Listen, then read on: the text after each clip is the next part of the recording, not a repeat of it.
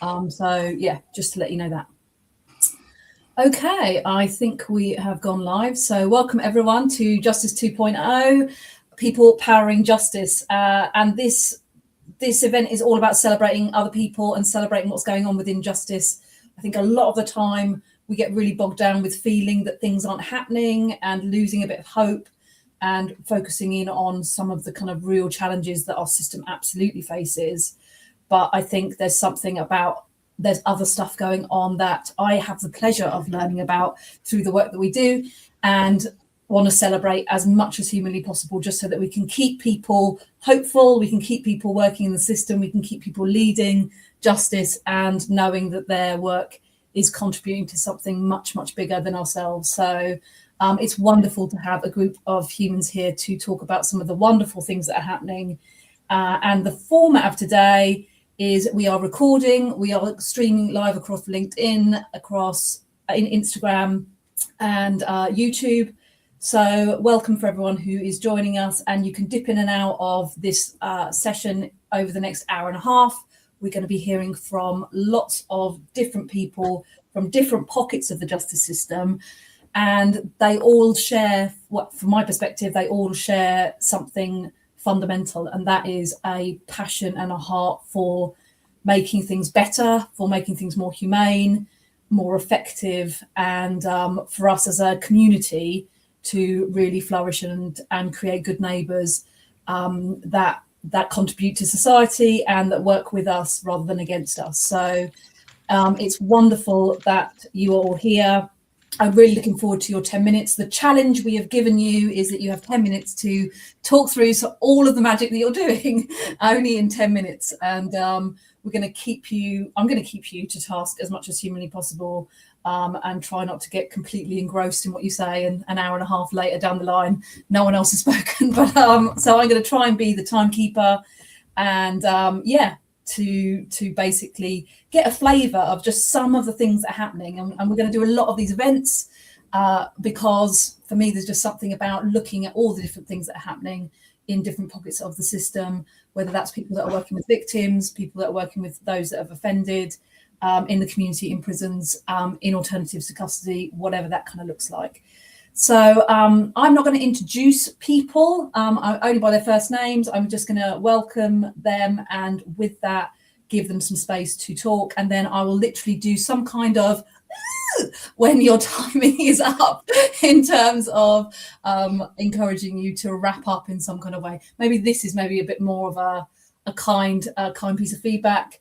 And then I'll literally just summarize at the end. We will open up the space to comments and questions. So if you've got any questions, folks, if you're tuning in, please pop them in the comments and I will see those.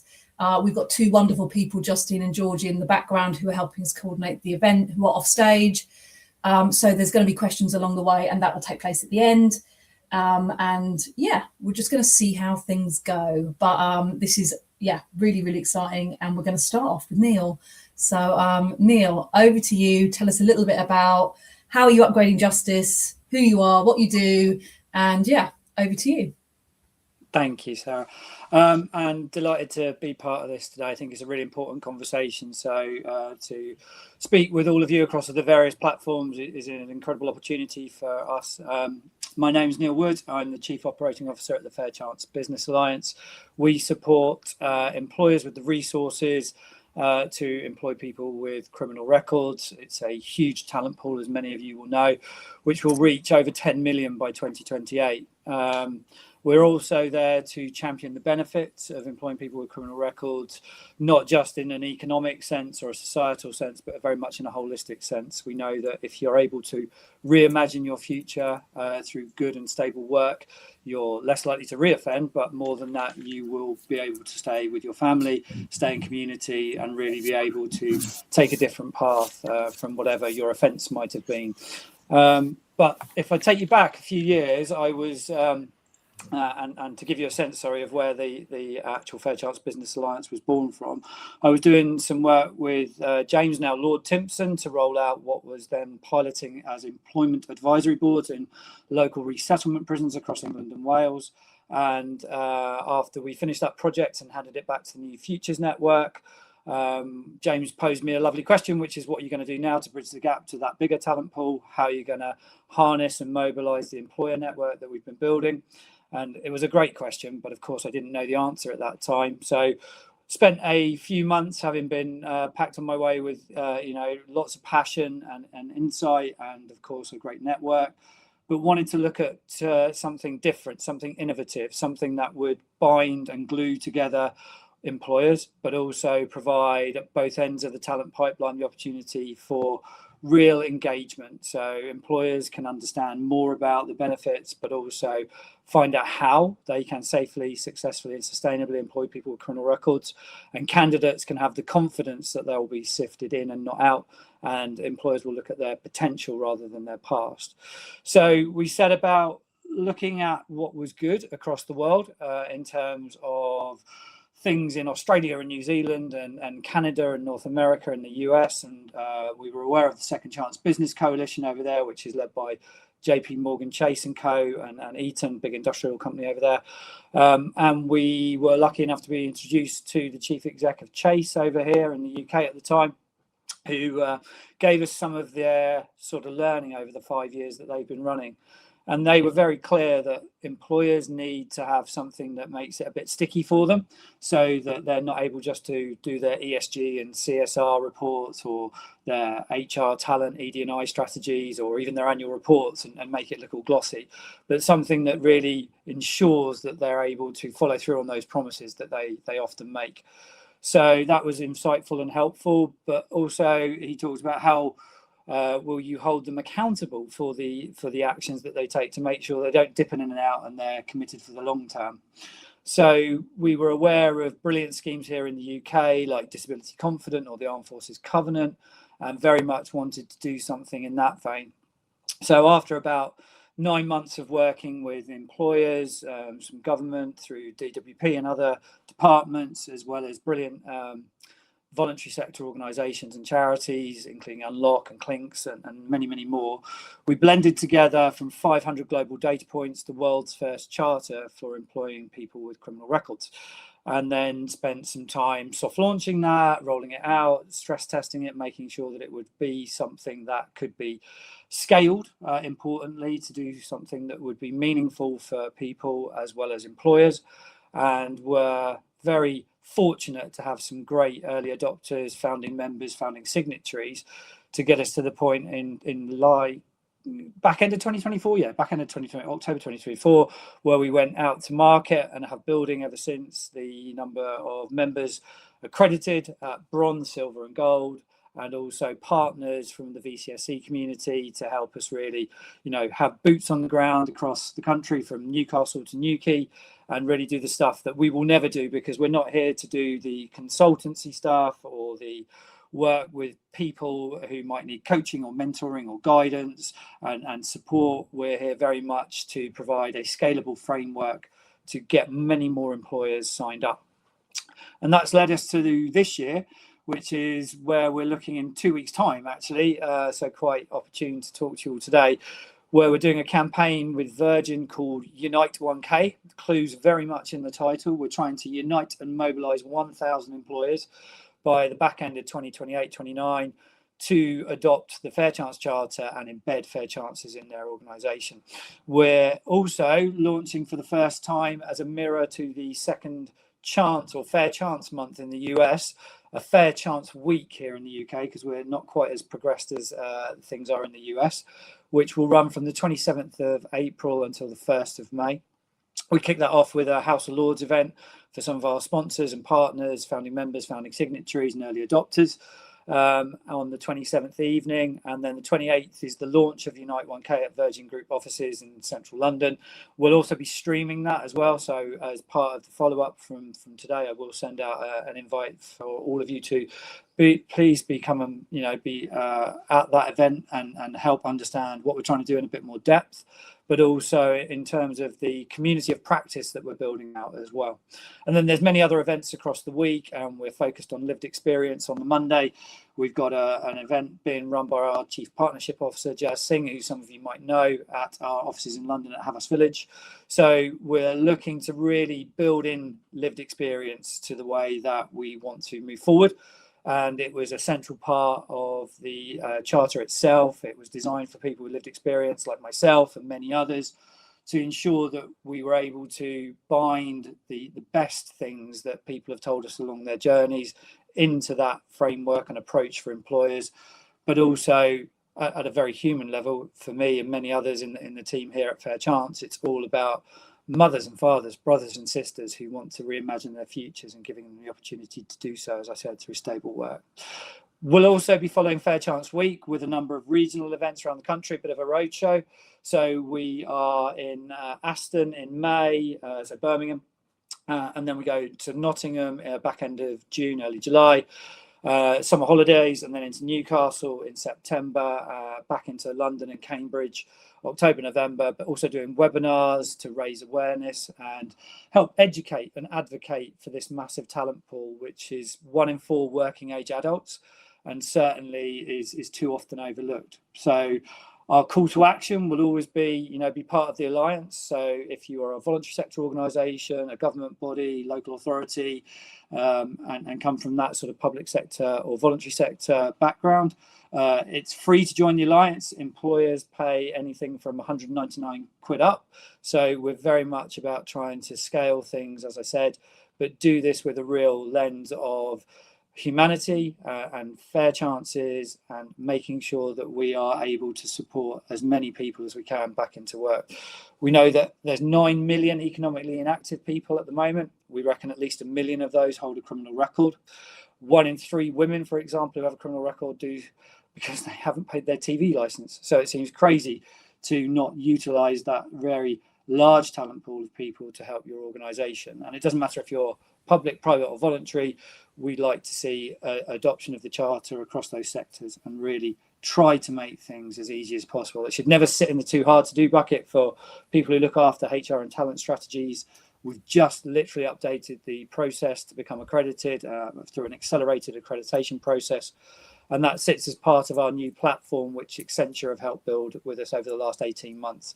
So we will be coming at this with a platform that will highlight the great work that happens in all sorts of places, but with charities, within further and higher education as well, hopefully, and making sure that that's a shop window. So employers who are looking at how and why they should do this can be driven to a place where we can funnel them in, but funnel them back out.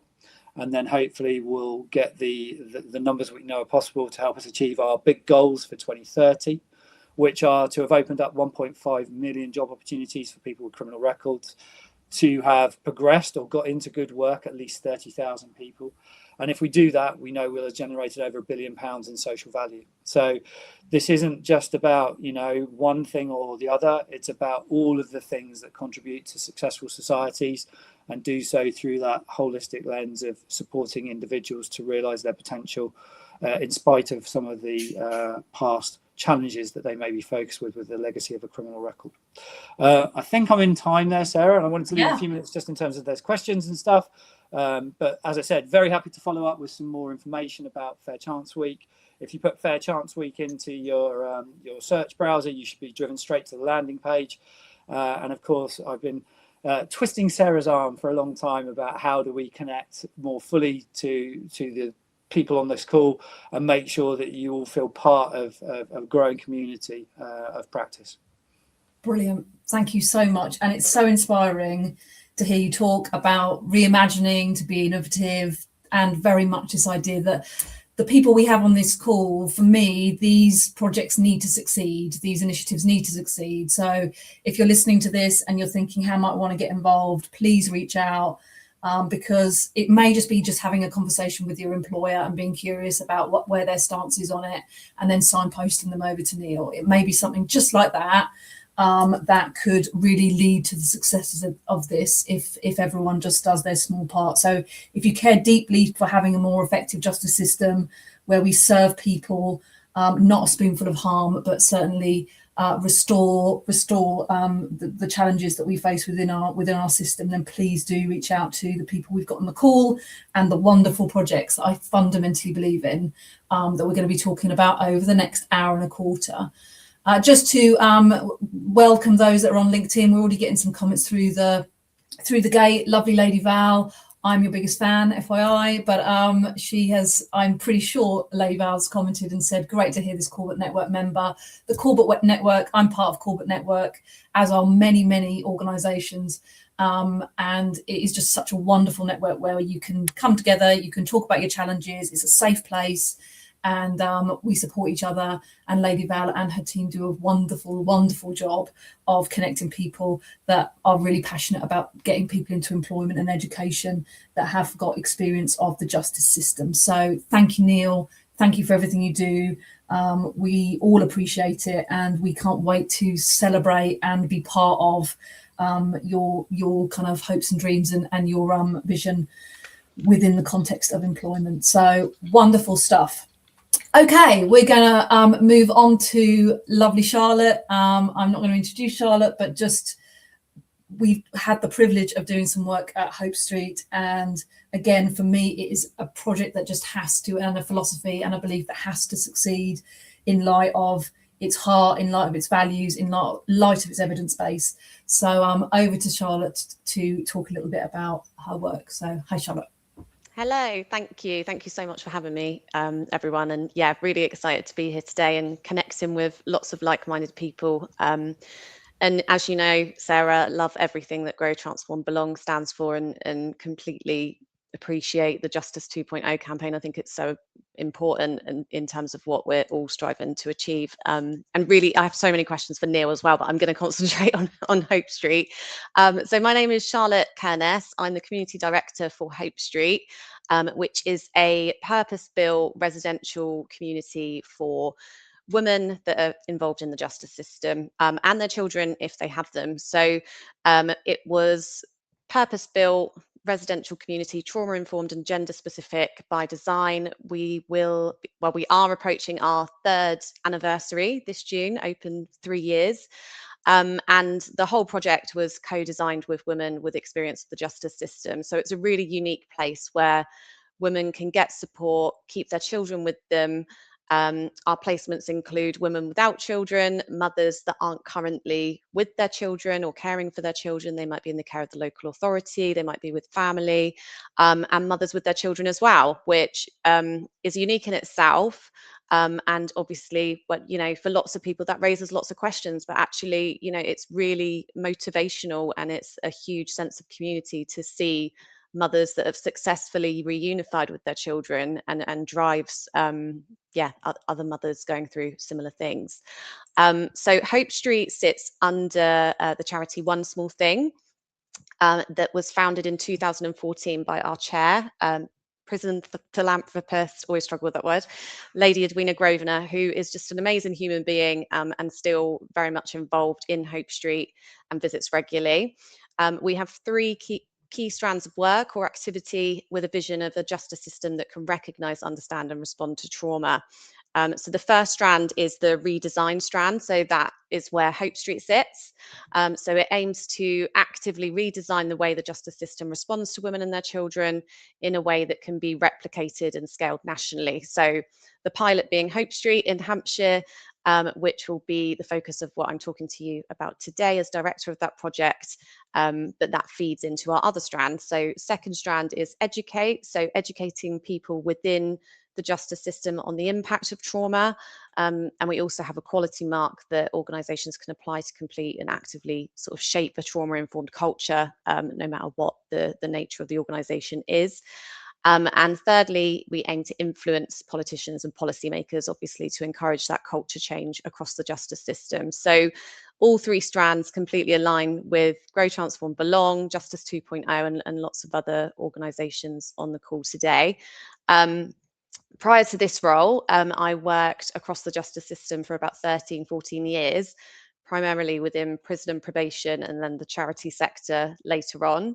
And just, I enjoyed so much, working across prison and probation. But I think it's all fair to say for practitioners working in this space, there are times where you do lose hope in lots of ways. And to be part of a project and part of this really is huge, because it shines a light on all the amazing work that's being done.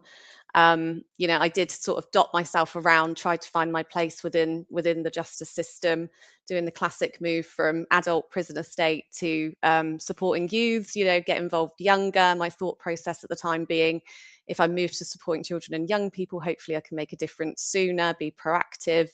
And whilst, we're all confident, aren't we, as practitioners, that we are doing those little things that have a positive impact, and big things, you realise as an individual practitioner that actually the systems we're operating in are really complex, sometimes broken, disconnected from each other.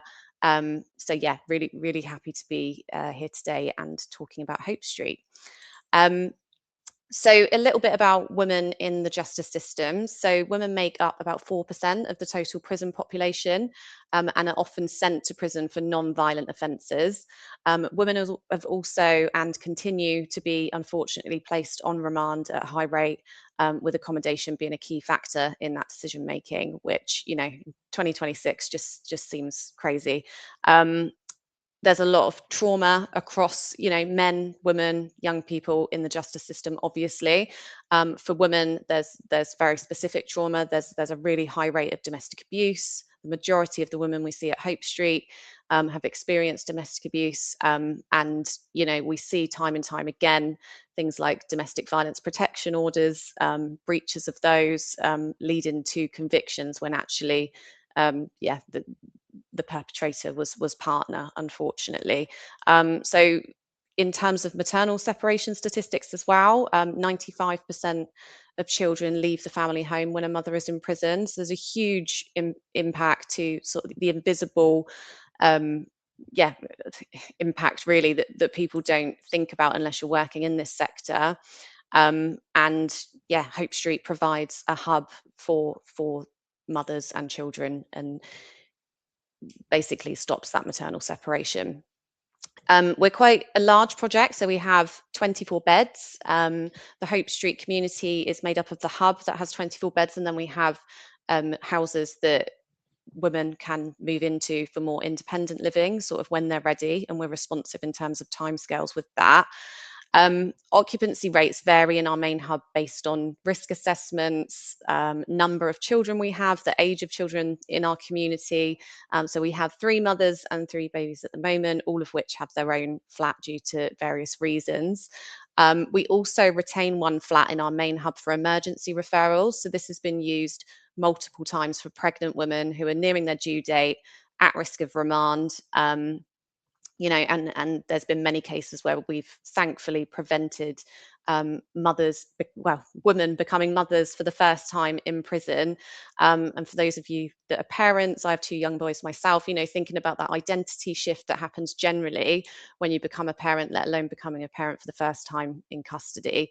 So we've had some really, really positive outcomes for those emergency placements where it's been a direct alternative to custody and prevented babies being born in prison, and women becoming mothers.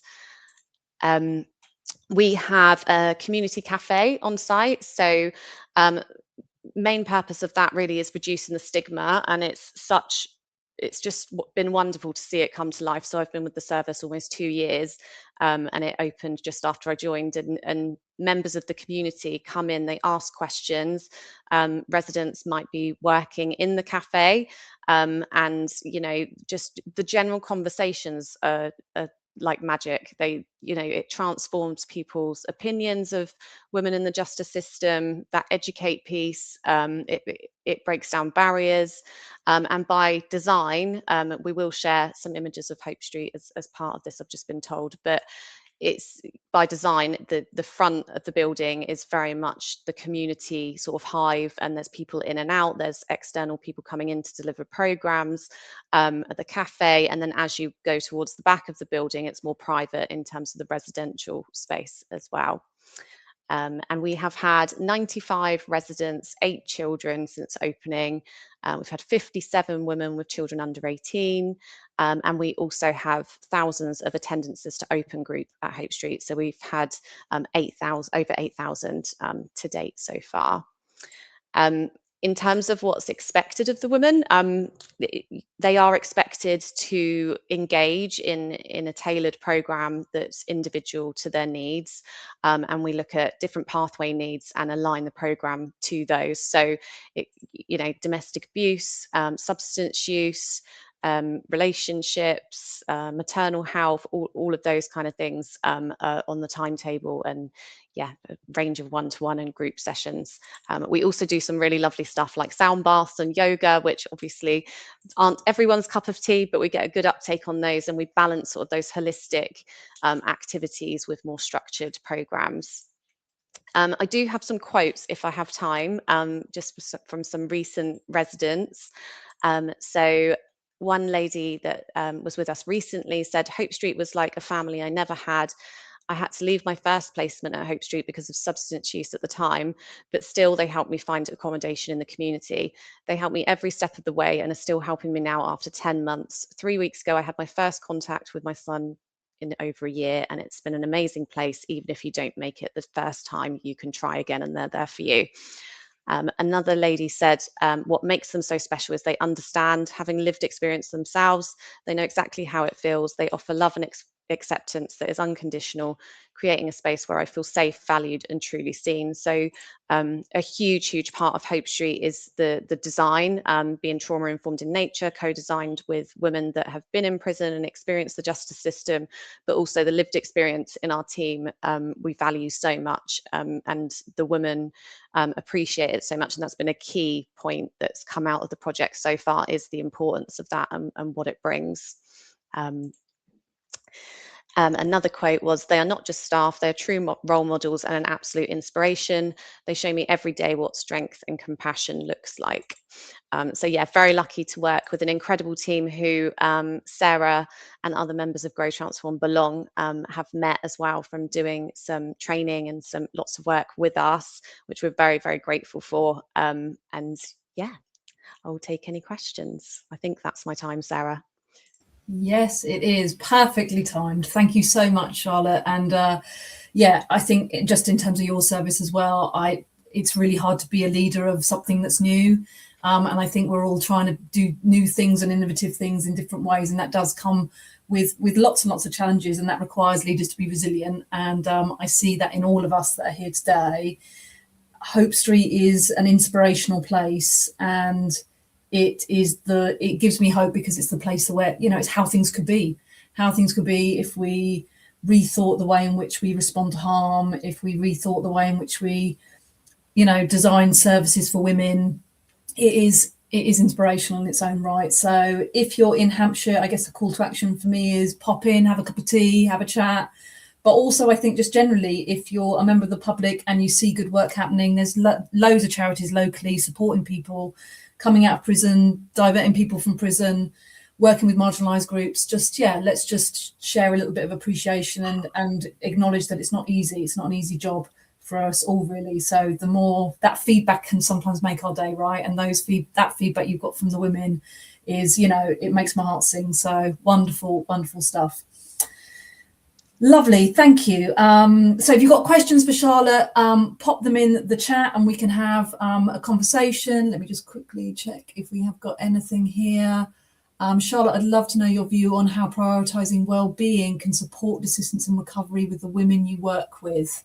The humane approach taken to supporting women in their journeys at Hope Street is inspiring. Great work being done. Well done to everyone, says Manjinder. Hi, Manjinder. Lovely to have you here as well. So, question there, Charlotte. How prioritising well-being can support recovery and assistance? Yeah, I think it is key, isn't it? And I think not only for the residents within our community at Hope Street and across the justice system, but also for our team. And that's been a huge thing as well, is the impact of the environment of Hope Street and how we work.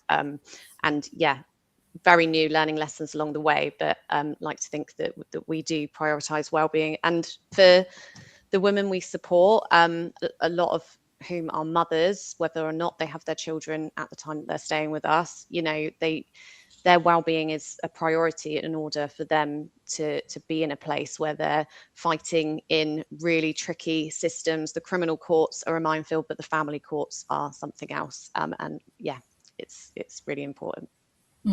Thank you, Charlotte. Lovely. Okay, so from one inspiring woman to another, I'm going to introduce Danielle. I've recently had the pleasure of doing a podcast with Danielle, learning all about the work that she's doing.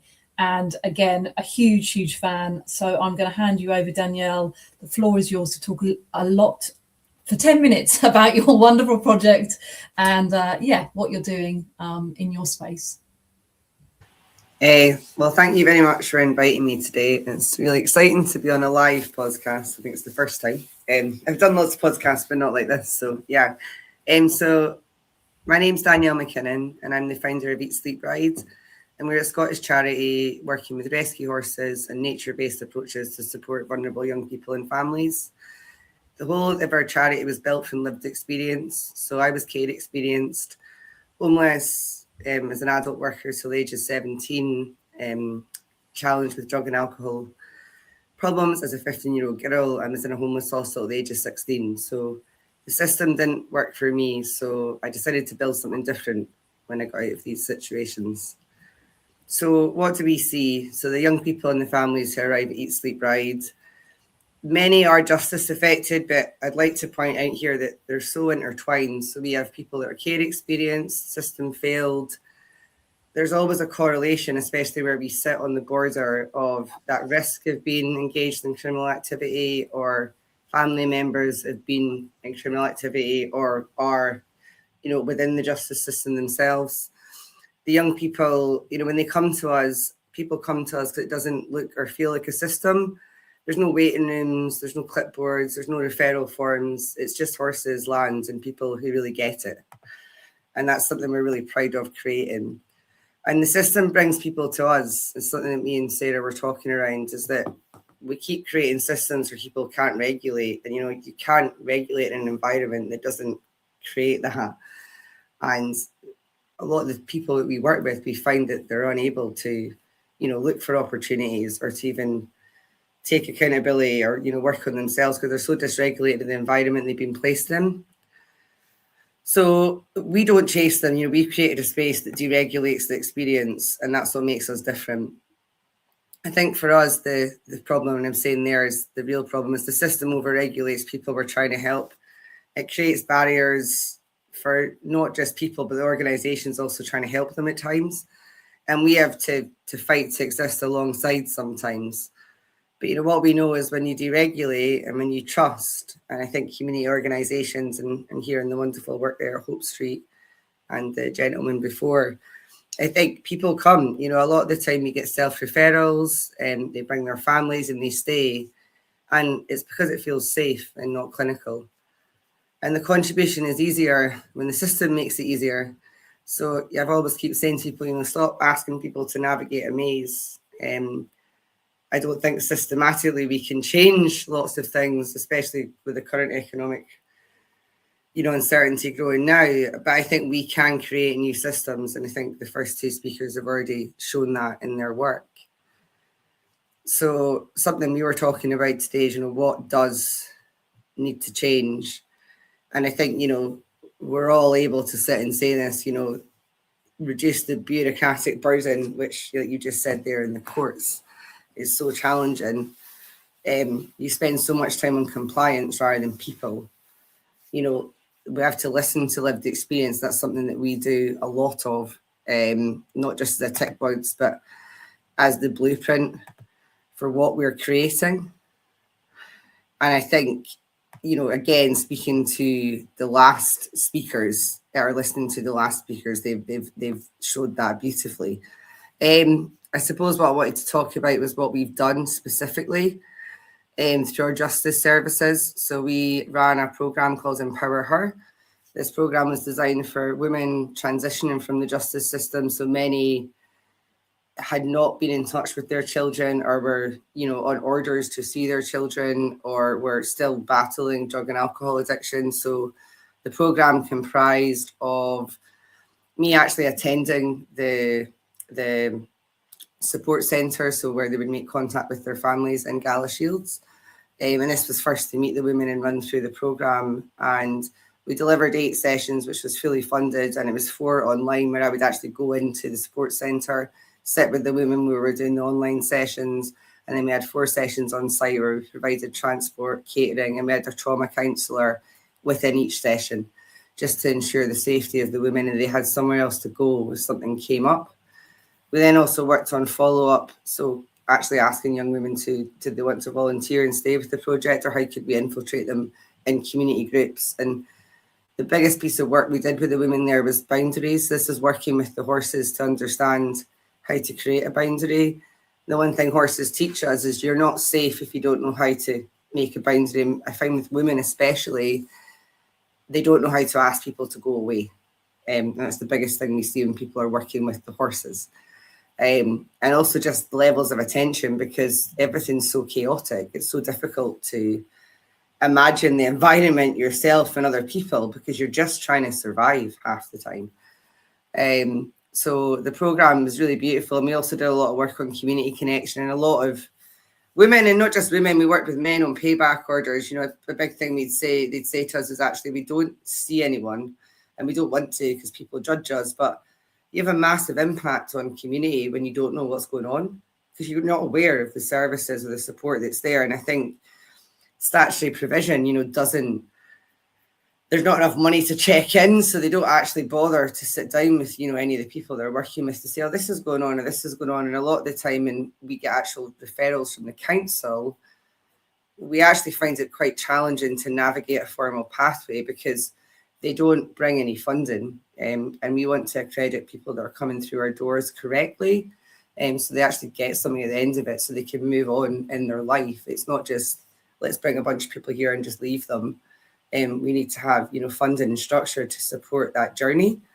So yeah, we delivered that online and in person, trauma counselling, boundaries work, practical tools for women who'd been through things the formal services missed or made worse, and needed to rebuild from the inside out, not managed from the outside in. We've done a lot of community payback orders, so it's challenging. We sit on a border town, and it's really different in England as it is in Scotland in terms of social work services, education services, even NHS services. So there's a lot of toing and froing and understanding how we can work with different user groups. When we work with males in the Scottish borders on payback orders, they would come to the site and they would do their orders to us, and they would tell us, we love coming here. It's the best place we go to. No one stares at us. No one makes us feel like we're criminals. We're out in nature. We're allowed to talk to people. We're not being looked at as if there's something wrong with us. But the biggest challenge we see in the Scottish borders is if the person who runs the payback order doesn't like the outdoors, the men will be made to do something their supervisor likes. And that's what I mean here by bureaucratic challenges. So the men don't get a choice, and they're not checked on if they don't turn up for their order. We've done quite a lot of consultation work. So we fed into the suicide strategy last year, where I worked with men from the prison system to give their voices because of the levels of young men who attempt to take their lives. And, we discovered mainly that's because men were being brought, across the border, put into accommodation where there's no transport and no money, and then just being left and no one was checking in on them. So at the day we did the consultation, and I think I remember the council being there, they refused to speak to anyone of authority and would only speak to me. And it was about that trust and relationship. For young people, we run a youth club, so it's consistent and regular safe space for young people who have nowhere else to be. It's not just a one-off. We run accredited youth awards, so they're dynamic youth awards. Young people can still gain accreditation, and it goes off to SQA. And that accreditation allows them to get a certificate of higher education, and it's led by themselves. They're structured, and they give something they can carry forwards, and a record of who they are beyond what's happened to them. And we do away days, so retreats, same principles throughout. So nature, horses, honest relationships, things that referral forms can't do. It doesn't look exactly, I think sometimes what people expect work sometimes to look like, because it's so led by the people that come to our site. And a lot of what we do is observational work, especially with young people. So, you know, I'm interested in watching people and how they interact with the environment, and our counsellors and our staff are trained in the same way, so we can start to build up those honest relationships and those honest contacts. Just like going to sort of touch on where we are again. You know, we're in rural East Berwickshire. I realise when I say this, people don't actually know where it is. So we're right on the border between Scotland and England. And I was saying before, that geography matters, because many of the young people we work with, and families, they fall between two sets of services. So they're not clearly Scotland's problem, but they're not clearly England's problem either. So too often what we see is they're nobody's problem. So we made them our priority, and not because it was in our remit, basically because when you're on the border comes to you. And it's something I like to bring up, because I think people don't understand. And then I suppose I just wanted to wrap up, because I realise I might be going over my time. I've got a couple of minutes left. What do we see? It's just a story, you know. So what alignment does this have? So, you know, a young person, just an affected family, rural, no car, no trust in any service, referred to everything, engaged with nothing, you know, but they turn up here because someone they trusted said, go and see. And within 6 weeks, we see they're back every week, and not because we chase them, because the horses don't judge them. The land has no referral criteria, and the people here had been where they'd been. So the frustration is not that we can't always help, it's that the infrastructure cuts off a lot of the time the relationship the moment the funding closes, because even though young people want to come back, and I have 2 young men that actually still visit me every year. One of them's been around the world on his motorbike, and they pop in just to say hi, Danny, and I love it. You know, big men now. And you know, from when I started working with them as sort of young lads trying to figure out where they were going to be. But you know, if they don't find something after the funding and they get moved, it's difficult for them to sometimes not fall back into those traps. And I suppose the last thing is to say, you know, we don't chase people down. We've created a space that removes the clinical distance, and that's what makes the difference. So, you know, this has been built by someone who needed it, not by someone who studied it. Great. Am I out of time? Sorry. Yeah. No, we could listen to you all day. It's absolutely wonderful and so inspiring. We have an Instagram comment here that just says, love how creative you are, Danielle. Relationships are so important. And I would absolutely echo that. And, you know, it's amazing. We talk a lot about pipelines, school to prison pipelines, but wouldn't it be great if we could just start creating these pathways and pipelines to kind of human flourishing and belonging and you know, reintegration. And, you know, I'm thinking that as a group of humans, that's kind of what we're trying to do. We're trying to be the architects of changing the system, but also trying to create these new pathways and pipelines that can help people get to that belonging that they so very much deserve, as everyone does. So lovely. Thank you, Danielle. I am now going to pass on to Sid.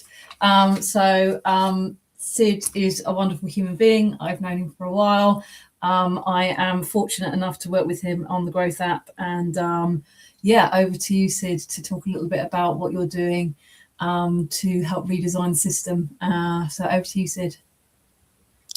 Hi, everyone. Hopefully you can hear me. Thank you so much for inviting me to this live opportunity to catch up with others who are doing some amazing work. I can see some familiar faces, and I guess this is really quite inspiring in itself, to sit with people who are all thinking about how we can have a Justice 2.0, how we can actually work together to try and bring about some change. So it's absolutely fantastic to be here. Thank you for your time. And I guess giving you a little bit of an insight into the Growth app and how it all came about. I've got lived experience of prison, and I went in prison in 2018 and came out in 2020. And I suppose that opportunity, I'll say it's an opportunity, that opportunity to kind of see, as Danielle quite nicely said, from the inside out, the kind of challenges and issues and problems that people face was really the beginning for me, because coming out, you go through the challenges that a lot of people have described today, and you realize that it's not easy. I was still very fortunate, blessed that I had family, that I had education, that I had a stable housing. But there are so many, unfortunately, that are coming out to perhaps nothing, no housing, no family, no accommodation, maybe substance issues, challenges, and no ID, so many things. So I guess we looked at what the challenges are. I had the good fortune of working with Grow, Transform, Belong, and meeting a wonderful group of people who were very passionate about seeing system change. And working with Sarah, with Carrie-Anne, and with Justine, the rest of the team, with Cam, I think what came about was this idea that actually there's a lot of great work being done. There's sort of 1,700 organizations, according to Clinks, great organizations working together in alliances, in networks, in memberships like the Corbett Network. But all of these events that we started to go to, we found that it was the same conversations taking place, everyone talking about wanting to work together and the need for collaboration. But the work was still being done in silo. So there was some fantastic work, but if they weren't actually met with in the prison system, unfortunately, on the way out, someone may be moving to a different area or location, and it's very difficult to actually then find that support. I currently work as service manager for the Forward Trust. That's my day job. And I work with men being released into the communities, and we support them and try and help them to navigate. And it is a standard theme that we see, that people are coming out without the support. And unfortunately, the levels of and numbers of people that are coming out are unfortunately not always met with the time that one would like to give them. So you find that there are a lot of probation staff that are unfortunately under huge constraints, people leaving, new people coming on board, and they need to deal with all of these onward referrals, and they need to deal with people, but unfortunately may only have 15-20 minutes at a time per person. So in that sort of environment, and with all of these things against them, it's sometimes very difficult to bring everything together and to provide that kind of support that's really needed to see people grow and see people belong, see people get on with their lives. So I think it's not necessarily a lack of will. The intent is there. I don't think the criminal justice system would be here today if it wasn't for people's hearts and wanting to make things change. But I think there's just fragmentation. And I think there's a real need for, everyone to come together, and like we have here on this podcast, and have everyone kind of really just bring in the best practice. What can we do as a whole to sort of start to see that change? So that's where the idea came from. The idea was simple. First, it was like, let's build something that I didn't have, something that's very bespoke. It can kind of allow for anyone from anywhere to come in, put in their details, choose what they want, and actually start to see resources and access support from guides that are doing some amazing work on the ground. So that was the intent, and that's what we went about building. We worked with 150 men and women. Sarah, you joined me on some of these sessions. And what we were able to see was they wanted something that was very easy to use, that kind of helped them solve a lot of the problems. They didn't want to repeat themselves again and again and go over that trauma. They wanted to be able to have everything in one place and not have stuff lost in the prison system and not out in the community. So what started off as something that was very much just for the hero of the journey, it ended up being built on a lot of the academic research that you've done, and what we ended up building was something that spun out into its own venture. So the Growth app that's currently now live has just completed its beta, and what it's allowed individuals to do is to be able to come on board, potentially find what they're looking for, look at the tools and resources that are available. And it would at the same time allow for charities and organizations, CICs, that are doing some amazing work for them to be able to actually have a central space where they can have all resources, where they can ask questions, where they can see what's happening across the entirety. So we're not necessarily just speaking to someone and then not knowing what's happening with them for a 2-week or a 1-month period.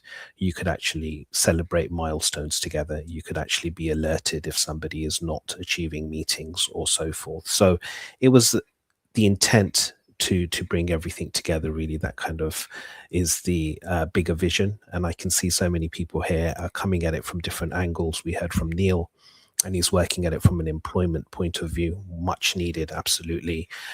We've got Charlotte, who's doing some amazing work at Hope Street, and really keen to see how we can work with Hope Street as well.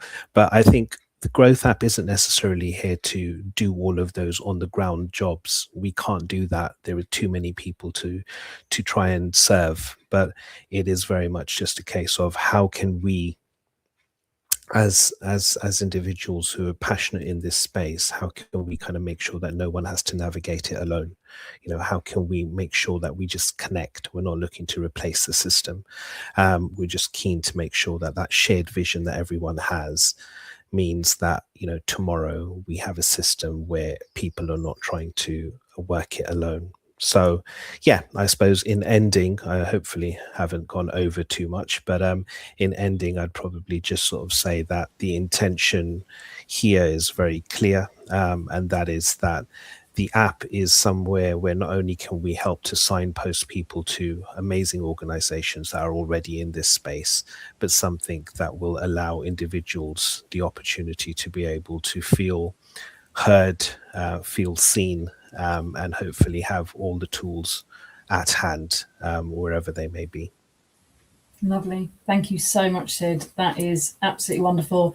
It always sounds like such a great idea when you're saying it. I'm like, yeah, that's so great. So I feel very privileged to play a part in it. And for me, it's about how do we create an ecosystem of belonging? I mean, and I guess these events are part of that, that we can all feel that we're having our role to play, but we're all there for a shared vision. And the Growth app for me is about, I think the strapline is people help people. And it's about no matter what your experience or knowledge, if you've just come out of prison and you want to help someone, that little bit of knowledge around how to navigate the world so that you can be 1% less lonely, for me is knowledge that we just don't capture on a kind of systematic level. So, and it could really help a lot of people.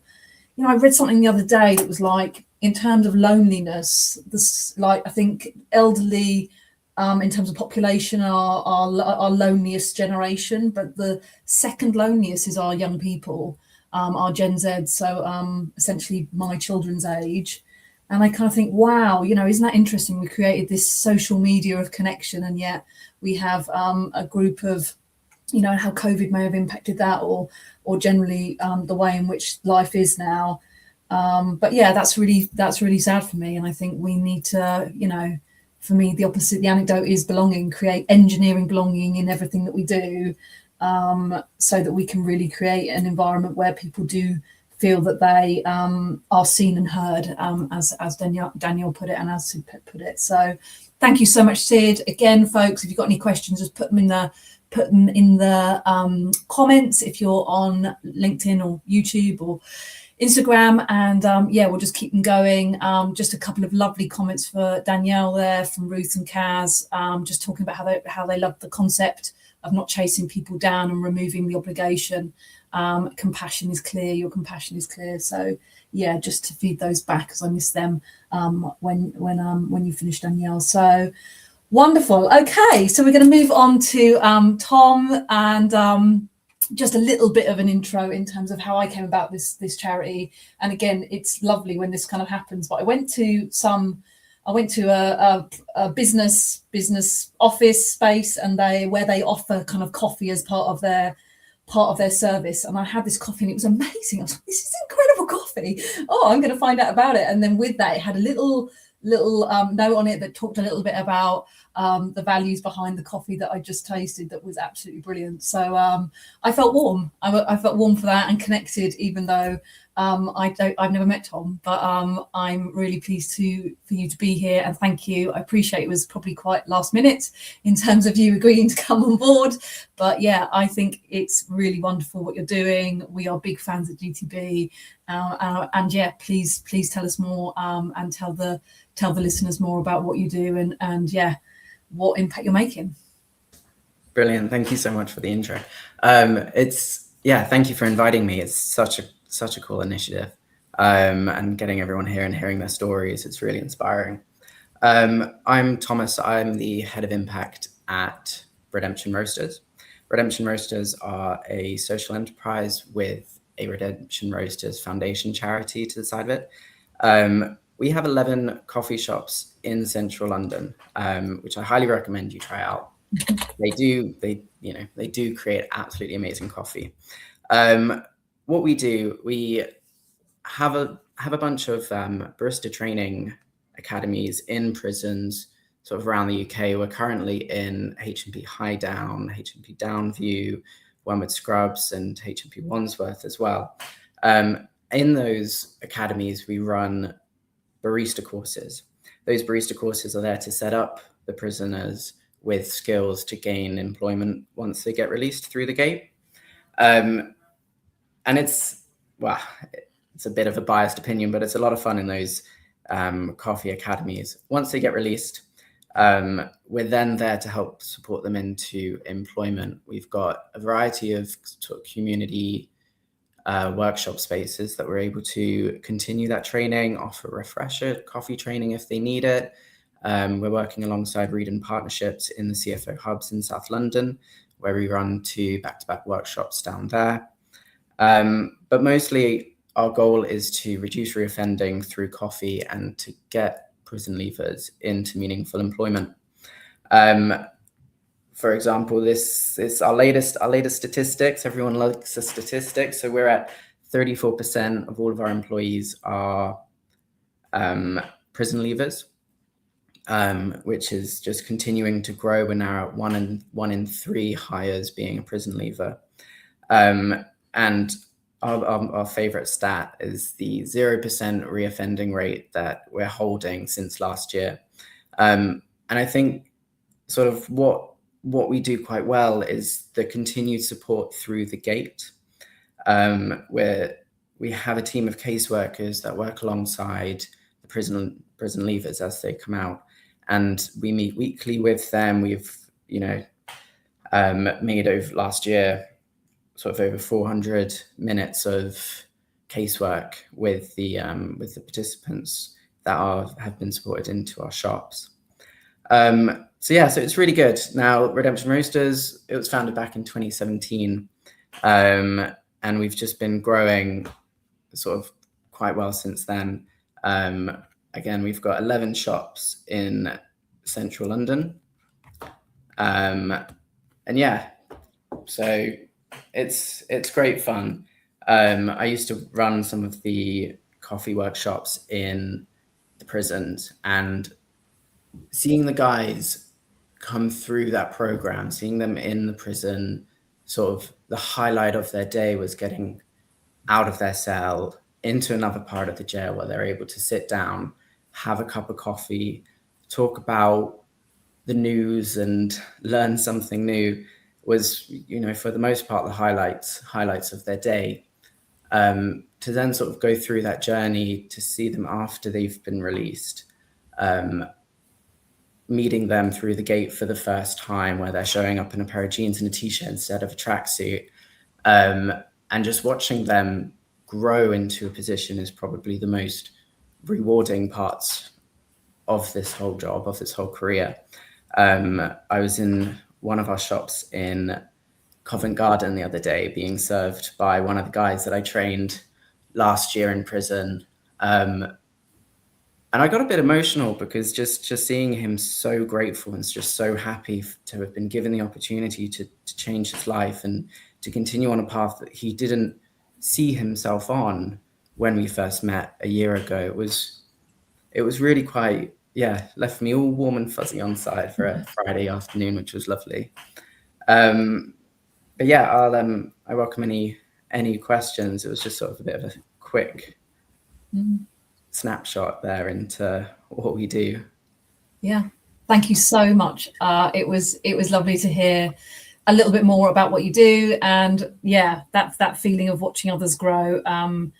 You can't beat it, I don't think, and I think we've all been there along the way, just seeing people, and that progress isn't necessarily a complete transformation. It's that 1%. It's that different response. It's that the way in which people stand up just a bit taller. It's all that kind of stuff is the bit that just makes is the bit that I value the most out of the work that we kind of do. Just to feedback some of the comments, we've had a comment in terms of the growth app, just really valuing it in terms of it being a place where people can come together, and also lovely lady Val also talking about Tom being part of the network. Highly recommend the coffee. So yeah, just another, we highly recommend the coffee. Go and talk to people, go and have an opportunity to talk through things through. An added advantage, you are helping to reintegrate returning citizens, reducing reoffending and making the country safer. So it's not just a cup of coffee, it's you're giving something a lot more. So so inspired by the number of people on this event who are paving the way in criminal justice. With such a valuable lived experience and in such diverse ways, all which want an upgrade and that Justice 2.0. So yeah, that's diversity is that's the key, isn't it? It's about us tackling it all from different ends. But yeah, ultimately there's just something about a coffee pipeline, from the sounds of it, that's actively being kind of created from our prisons, which can be incredibly dark places, to the community. And yeah, that's really impressive. Lovely. Okay, keep the comments coming, guys, and now maybe let's try and shift to some questions. Hello Alison, so you've just joined us, thank you so much. Lovely that you're here. And yes, any questions that people have got for anyone who's had a talk, has talked so far, but we have one more speaker, so Penelope Gibbs is going to come and talk with us. And yeah, over to you, Penelope. Really excited to hear from you. Not yet. Yeah, I've just been unmuted. I thought it's going to be quite a challenge speaking when I'm muted. Hi, really nice to be with you all, and sorry I came in late. I was on another webinar, in fact, which relates to something I'm going to talk about. I run a charity called Transform Justice, which I set up myself, which is trying to do what it says on the tin. And unlike many of you, I don't do great work with individuals. We don't provide services. We are campaigners first and foremost. We are advocates. We are trying to get massive system change in policy and practice and guidance to the benefit of hopefully huge numbers of people.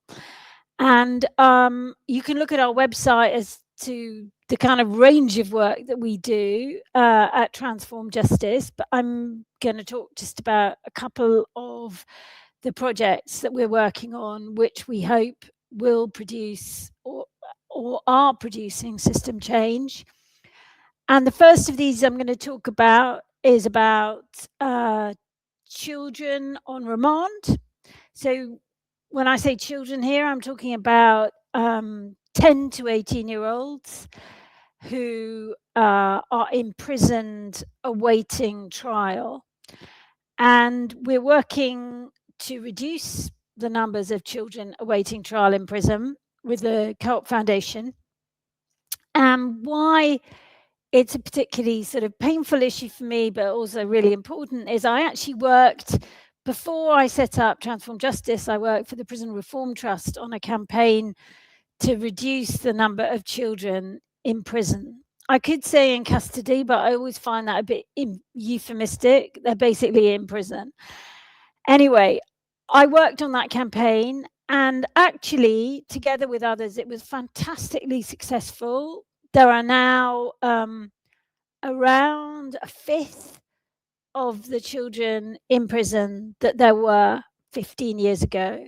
So compared to the rest of the criminal justice system, it is a massive success, and one that is not talked about enough and which has made obviously a huge difference to children in the youth justice system, who are now much less likely to be imprisoned. But one of the less successful bits of this has been about children on remand. So actually, there are fewer children on remand than there used to be, but there's a much higher proportion. So nearly half the children in prison are on remand awaiting trial, which is a really shocking situation, since children should be imprisoned very warily with caution, and officially it should be a last resort for the shortest possible period of time. So this is really disturbing. And two other aspects which are problematic are that of the children who are imprisoned on remand, 2/3 do not go on to get a custodial sentence. So in a way that's good, but in a way that is also awful, because it shows that the remand that was done was probably a waste of time. Because if a child is regarded as safe enough to be released into the community on a community sentence, or whether they're, some are acquitted as well, then why cage them as they await their trial? Because one of the things about children's prisons is, despite not having the funding problems that adult prisons have, they are very, very, very grim environments. And in fact, they're much worse than they were 15 years ago. They were bad 15 years ago. They are way worse now. And children are spending most of the day in their cell. And these are teenagers, mainly teenage boys, who are cooped up in their cell. There is a lot of violence in these prisons. They are, it has to be said, child on child violence through frustration and so on. And there's a lot of mental health problems and so on. So the outcomes from being in prison are really, really poor. And yet we're using these prisons to basically warehouse children who may not be convicted of a crime or may be given a community sentence in the future. So what we're trying to do is highlight the issue, but also to change policy and practice. And this is a bit of a challenge because, in a way, everybody agrees that children should be imprisoned as a last resort for the shortest possible period of time, but somehow it's happening. So how do we get from, everybody's belief that it could and should be another way to actually it being another way? And I think the key is to look at the decision to imprison and why that's made, and to try and look at alternatives. So one of the issues that happens is that the children who get imprisoned on remand have generally been imprisoned by the police before they get to court. That's called police remand post-charge. And one of the things that could help is if the police remanded fewer children in police custody, and they mainly spend time in police cells, because by the police remanding them, they put a huge amount of pressure on the court system, because then everybody is running around like mad things with a child at risk of being imprisoned on remand, to try and get together reassurance for the court of how they might be supervised in the community and so on. And police remand creates part of that pressure on the court, which leads to some, as it were, poor decision making about remanding children. That's remand. You can hopefully read more about it or sign up to any of the things we do. We do a podcast, we do articles. We're quite active on LinkedIn. So do join me, Penelope Gibbs, or Transform Justice on LinkedIn. Another thing I want to talk about is something at the other end of the system, which is about supporting people not to get into court in the first place. One of the projects we've been working on for 5 years now is actually to encourage everybody concerned to try and divert people from prosecution. And so what happens is, you know, if you're in police custody and you say you say you're not guilty of the crime, you're likely to go to the magistrate's court. And actually, most people, once they get to the magistrate's court, plead guilty. Whatever happens, in the magistrate's court, most people who are convicted in the magistrate's court, they don't go to prison. Some do, but the vast majority for these lower level crimes, of which you get tons in the magistrate court. So you get a lot of theft, shoplifting, criminal damage, drug possession, all of which, of course, do harm, but at a lower level from some other crimes. Those people who are convicted, they get fined. They get asked to pay a court fine. So there's nothing rehabilitative about what happens to them in the magistrate's court. And it doesn't even kind of pretend to be rehabilitative. It's purely punitive.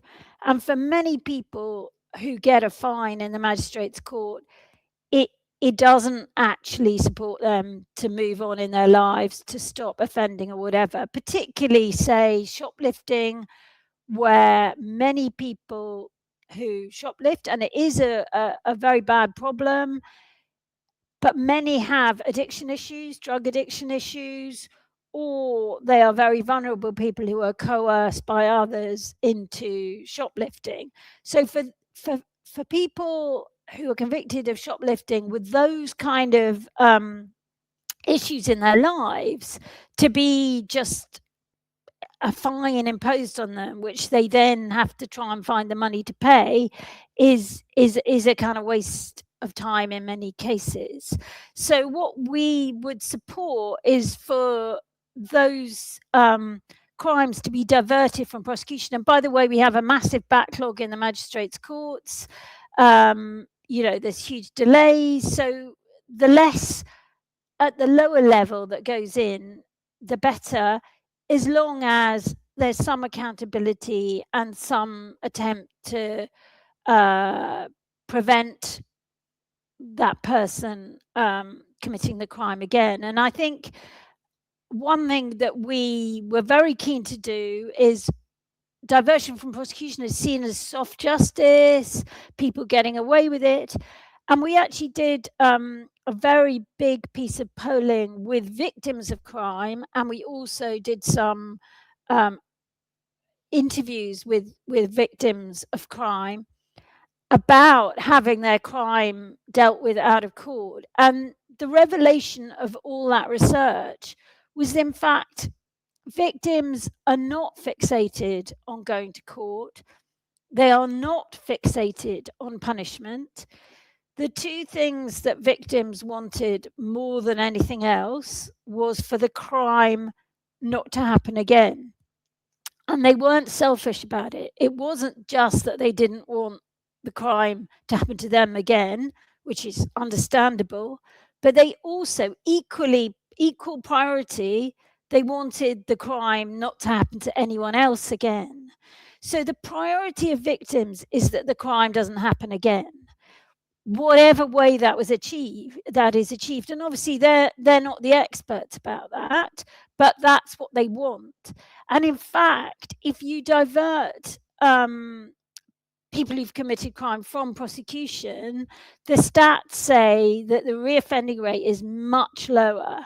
So if you take somebody, say, who's shoplifted, and you divert them from prosecution and you encourage them to access services and maybe do a program, that's got a lower reoffending than if the person goes to court. Not surprising, given that most of them just get fines when they go to court. So I think the important thing about diverting from prosecution is that it seems to work better from the point of view of the person who is diverted, because they don't have to go through the whole court process, which is quite bamboozling, and get something like a fine, which is not helpful to rehabilitation. But they can, the person who commits the crime can access a program, or pay a fine, or pay compensation, or access restorative justice, or something else. And meanwhile, the victims that we spoke to were by and large pretty happy for lower level crime to have it dealt with out of court rather than in court. They were keen that the person got punished, but I think that was a kind of pretty broad brush issue about that person being accountable for the harm that they had done to them. So we kind of work with police and try to encourage government to focus on this out of court space as much as, if not more, more than charging for a whole variety of cases where the magistrate's court process is not going to help anybody, victims or the person who committed the crime. And I'm going to stop there.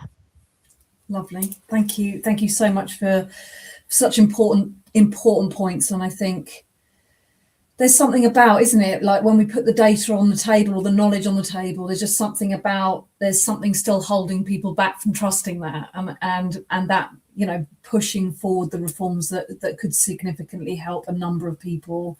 So yeah, it's really fascinating to not only see the progress that has been made, but still some of the kind of key challenges. On the one hand, Coulson report was the same with women, wasn't it? Diversion is the way forward for women in justice, and yet globally we're seeing an increase in incarceration for women, which again, it's baffling. But it also tells me something about just the emotive response to harm, and how all these different things, whether it's social media, whether it's news, whether it's political rhetoric, all of these things maybe have a part to play. Thank you so much. We've got 15 minutes, folks. So I've got one question here, which is for Penelope, which is, how might we support you in your campaign? So someone listening, how might they get involved? How might they support what you're doing and what you're campaigning for? Sign up to one of our, you can subscribe to our kind of articles, you can listen to our podcasts, or the big campaign where we want to get as many people as possible is about the reform of criminal records disclosure. So that campaign is called Fair Checks, and you can sign up at fairchecks.org.uk. And that, we want as many people as possible to be a movement for the reform of criminal records disclosure. And I have to say, out of court comes into this, because one of our asks in terms of reform of criminal records is that cautions, which are an out of court resolution, should not be automatically disclosed on DBS checks, because at the moment lots of cautions are disclosed on the higher level DBS checks, and therefore something where somebody may not have had legal advice, which they did 40 years before, for which they got a caution, can still come up. So that's something to sign up for. But if you look around our website, there's lots of places where you can sign up to hear more about our work. And as I say, I'm also pretty active on LinkedIn. We're on Blue Sky and Twitter as well. I'm afraid still on Twitter. That's okay, you don't need to apologise. That's fine. Thank you so much. And I guess maybe extending it out, are there specific things? We've just got a comment here how much we support Danielle's work as well. But yeah, we've still got Charlotte on the call, we've still got Tom and Sid and Danielle. Are there particular things that could be really beneficial for you right now that people can do or that people can promote in the work that they do? So yeah, let's start with Danielle. Is there anything that we can do to support you? So we have got a donate now page which links you to all of our case studies, and we're trying to get people to support that because every penny goes towards the young people that are going to come. So we're about to launch our national youth program through 2 partners over 3 years, which are young people being referred from the justice system. I believe, Sarah, you got back to me anyway. We've got meetings with one local authority next week, and then the next one. So it's a 3-year program. So on our website, we have a link, and just to share our social media, because we've just started to increase our TikTok and our Instagram reach, because we're working with young people who are actually developing our content in their stories. And so we're having a massive push because it's the young people that are leading what we're now showcasing. And it's just that awareness, because I think SEO and tech is something we're all having to learn, but the more people that can share, the more people that we can encourage to, come and visit the site or to support the young people or come just have a conversation with the people we have working on site. Yeah, brilliant. Okay, so absolutely celebrate as much as humanly possible, folks, in terms of the work, and push it out. Reposting just gets it into outside of our echo chambers as well, maybe sometimes. And into different pockets of the system where we can maybe shake things up a little bit. The other thing is, please feel free for anyone out there as well in terms of Justice 2.0, just hashtag Justice 2.0 with point being a word, and with that we can then reshare, retweet, repost, so that we can really try and support people and be that kind of united front. So if you're doing good things or you're seeing good things as well, celebrating all the wonderful things that are happening, then that hashtag can really connect us all up together. As just before I hand you over to the other peeps, I think there's just also something for us that if you do want to come and have a chat on our podcast, which is Justice 2.0 kind of dedicated, if you want to host your own podcast and just do a conversation with someone that you work with, or whatever that may look like, you can hijack our Growth Uncut and send in your audios and send in your videos, and we can look at, posting them on your behalf if you have got stories to tell or things that you want to talk about. So yeah, Justice 2.0 is not GTB's, it's not mine, it's ours.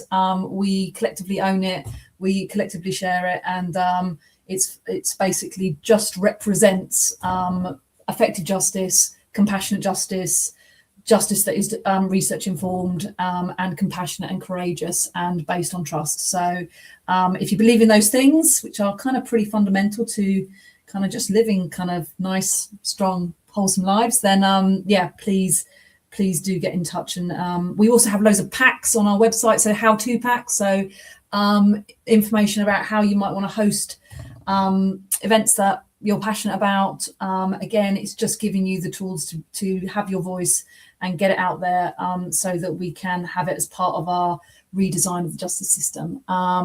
Anyone else? Sid, is there anything that people can do for you? This is going to be this has been recorded and will go on to YouTube, so people will be able to watch it, just in terms of Emily's comment earlier. But Sid, is there anything that you need? Yeah, absolutely. Apart from everyone's blessings, I guess what we'd really love is, we need the village. So we've created something that will hopefully allow for people to find resources. If there are any CICs, any charities here who've got, sort of resources that they can provide, please do join the app, do add your resources to that. You talked about we've got how-to guides on what to do when you first come out, how to be able to find food for discounted or limited budgets, how to deal with things like insurance or get IDs. So if anyone has any ideas, anything that they're already producing, please do share that with us. And if you like what we're looking to try and build and you're already part of the platform. We're now past the beta, so please do just share. You can invite guides, you can invite heroes. What we really want to do is sort of start to gather the data so we can showcase the impact that's being done across board. Lovely. Thanks, Sid. Thank Tom, you. what about for you? Anything that we can do for you, Tom, or what people listening can do? Yeah, of course. I think come visit one of our coffee shops and get yourself a cup of coffee. That all goes towards helping getting people trained up. You can visit our website, redemptionroasters.com, where you can see our impact report from last year. And as well, if you're able to make referrals for people who have gone through prison, there's a referral form there. If you think there's someone that would benefit from our program. And then, of course, you can donate to our Redemption Roasters Foundation. All of that money goes towards a hardship fund, which helps with Oyster cards. It helps with clothes for their first day of work. Like, it's that sort of financial support that we're able to give our participants as they're waiting for their first paycheck and getting into employment.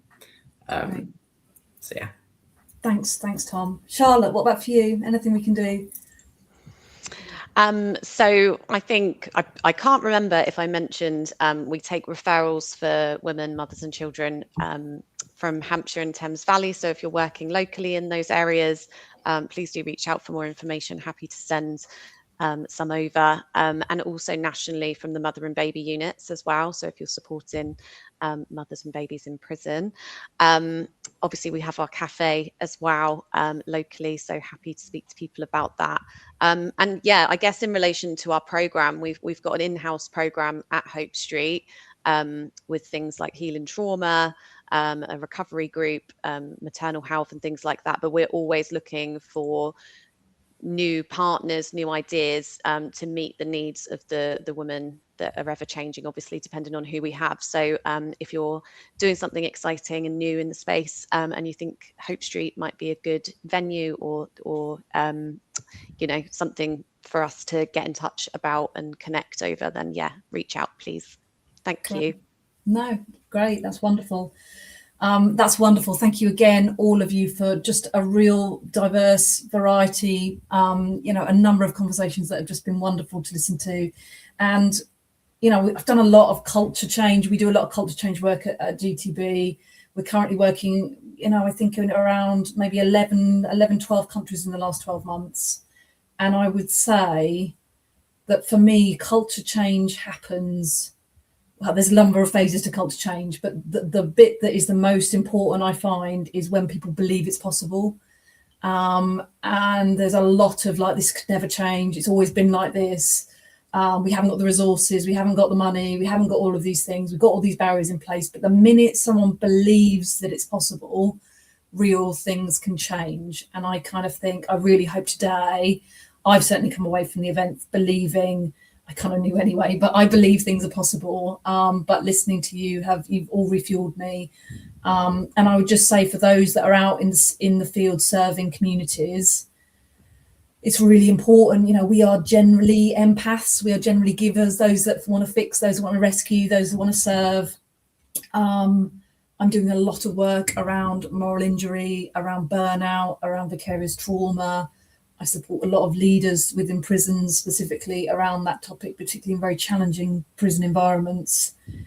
And I think everyone's kind of said it in a different way, but the system is failing by design. The system is failing by design, and therefore we need to redesign the system so that it serves not only the people that are in contact with justice through offending, but also victims, as Penelope said, but also our staff, who rock up every day and still go into that prison knowing they could potentially be assaulted, or that leader that goes in knowing that they've just had a death in custody.